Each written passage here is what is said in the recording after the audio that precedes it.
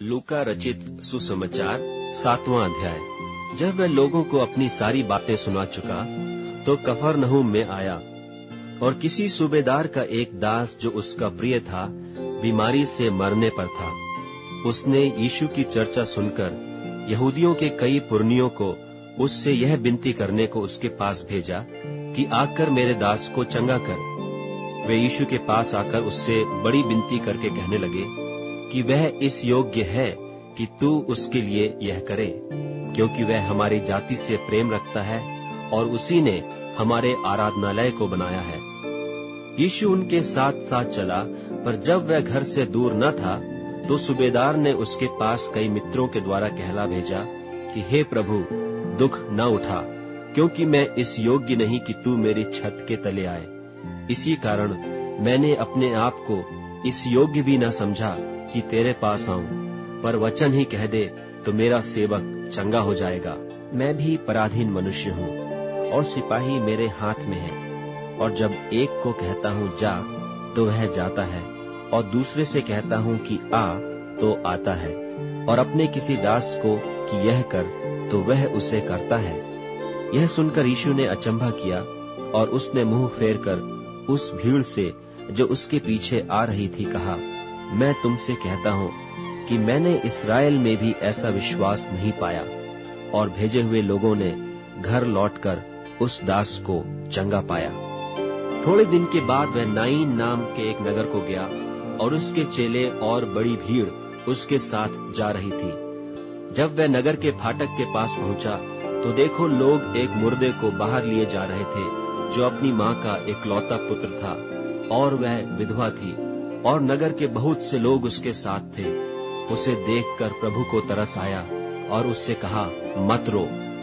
तब उसने पास आकर अर्थी को छुआ, और उठाने वाले ठहर गए। तब उसने कहा, हे जवान, मैं तुझसे कहता हूँ, उठ। तब वह मुर्दा उठ बैठा और बोलने लगा, और उसने उसे उसकी माँ को सौंप दिया। इससे सब पर भय छा गया, और वे परमेश्वर की बड़ाई करके कहने लगे कि हमारे बीच में एक बड़ा भविष्यद्वक्ता उठा है, और परमेश्वर ने अपने लोगों पर कृपा दृष्टि की है। और उसके विषय में यह बात सारे यहूदिया और आसपास के सारे देश में फैल गई। और यूहन्ना को उसके चेलों ने इन सब बातों का समाचार दिया।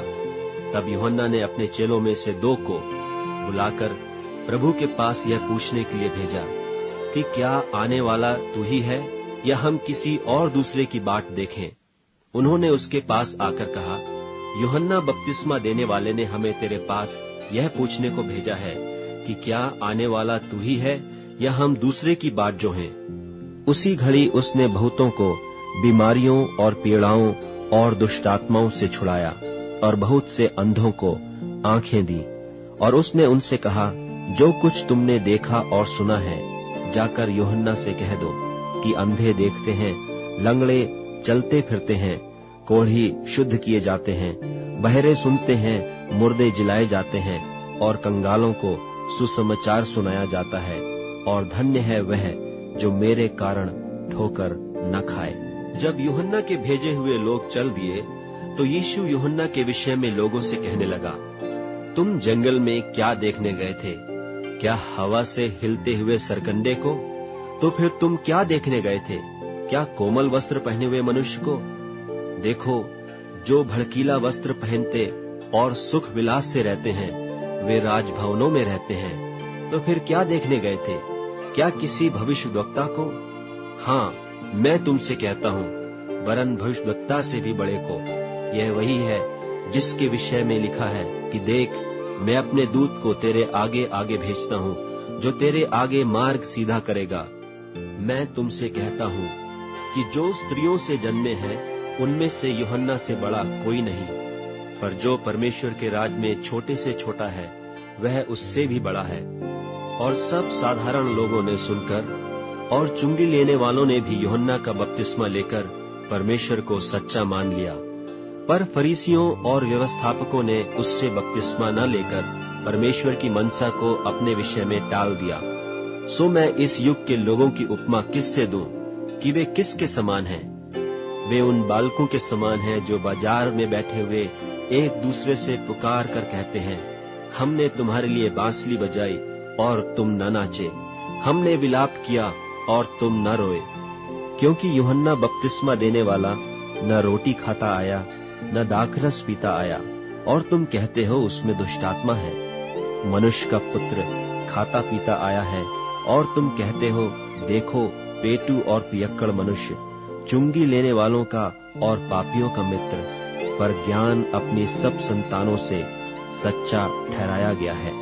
फिर किसी फरीसी ने उससे विनती की कि मेरे साथ भोजन कर। सो वह उस फरीसी के घर में जाकर भोजन करने बैठा। और देखो, उस नगर की एक पापिनी स्त्री यह जानकर कि वह फरीसी के घर में भोजन करने बैठा है, संगमरमर के पात्र में इत्र लाई और उसके पांवों के पास पीछे खड़ी होकर रोती हुई उसके पांवों को आंसुओं से भिगाने और अपने सिर के बालों से पोंछने लगी और उसके पांव बार बार चूमकर उन पर इत्र मला। यह देखकर वह फरीसी जिसने उसे बुलाया था अपने मन में सोचने लगा, यदि यह भविष्यद्वक्ता होता तो जान जाता कि यह जो उसे छू रही है वह कौन और कैसी स्त्री है, क्योंकि वह तो पापिनी है। यह सुन यीशु ने उसके उत्तर में कहा कि हे शमौन, मुझे तुझसे कुछ कहना है। वह बोला, हे गुरु, कह। किसी महाजन के 2 देनदार थे, एक 500 और दूसरा 50 दिनार धारता था। जबकि उनके पास पटाने को कुछ न रहा तो उसने दोनों को क्षमा कर दिया।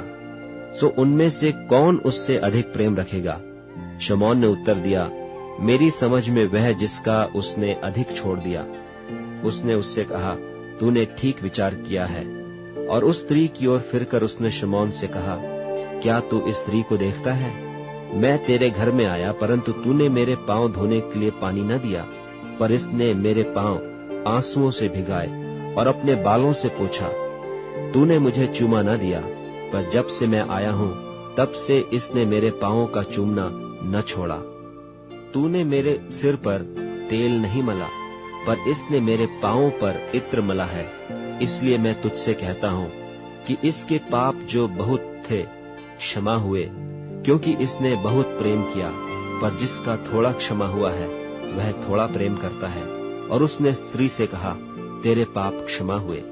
तब जो लोग उसके साथ भोजन करने बैठे थे वे अपने अपने मन में सोचने लगे, यह कौन है जो पापों को भी क्षमा करता है? पर उसने स्त्री से कहा, तेरे विश्वास ने तुझे बचा लिया है, कुशल से चली जा।